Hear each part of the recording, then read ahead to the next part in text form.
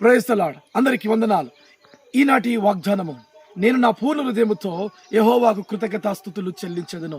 ఈ రోజున మన జీవితంలో పూర్ణ హృదయముతో దేవునికి మనము కృతజ్ఞతాస్తుతులు చెల్లించాలి. పూర్ణ హృదయం అనగా పైన కాదు, అంతరంగములో నుండి దేవుని మనము ఆరాధించాలి, దేవుని మనము స్తుతించాలి.